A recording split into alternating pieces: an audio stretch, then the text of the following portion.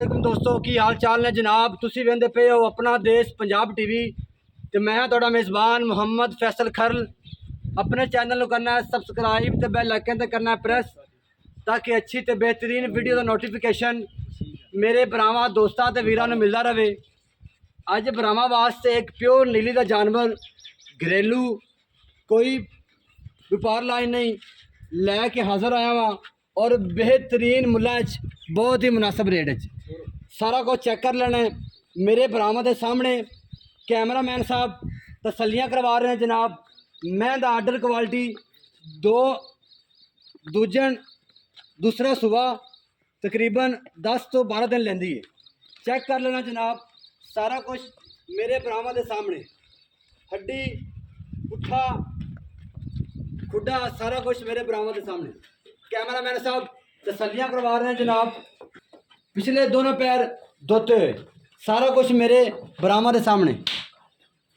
अखा कालियाँ जी सामने मेरे भरावां दे देख के चेक कर सकते हो जनाब। कैमरामैन साहब तसल्लियाँ करवा रहे हैं जनाब। बरीक चमड़ी टिश्यू वर्गी माशाल्लाह। ए चेक करो, ए चेक करो। पुछड़ बिल्कुल बरीक धागे वर्गी मरोड़ के भावें जेब च पा लो माशाल्लाह जी। मेरे भरावां दे अज शौक पूरे करावांगे। प्योर नीला जानवर लैने देने मुकद्दर ने बाकी सारियां गल्लां मालक नाल करांगे जी। आजो जी अस्सलाम वालेकुम। वालेकुम सलाम। की हाल चाल है भाई? ठीक ठाक जी। सब खैर है, अमन है? हाँ जी। किन्नवा सोया जी इंदा? तीसरा। तीसरा पक्का तीसरा या दूसरा? नहीं तीसरा। सच्ची गल करनी है मैं दे विच कोई ऐब कोई ऐब नहीं, कोई फिजिकल मसला? लो जी बड़े भाई भी आ गए ने। अस्सलाम वालेकुम। वालेकुम सलाम। की हाल चाल है भाई? ठीक ठाक जी। की नाम है भाई? मोहम्मद सदीक जान। अच्छा जानवर अपना घरेलू है? जी बिल्कुल घरेलू। किन्नवा सोया है? तीसरा सुआ है। पहले 2 सोए अपने को सोई रहंदे? जी बिल्कुल।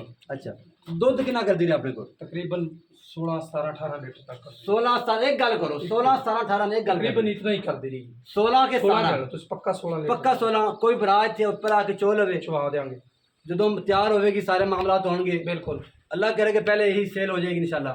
अच्छा दूसरा ये कि इंदे कोई मसला कोई फिजिकल? कोई मसला नहीं, सारे पासों पूरी सारा कुछ पूरी की मुल करते हुए ਇਹਦਾ 7 ਲੱਖ ਤੇ 90,000 पक्का पक्का। कोई प्यार मोहब्बत प्यार मोहब्बत कर लांगे, कितना कर लोगे? मौके ते कर लांगे जितना भी हो सके।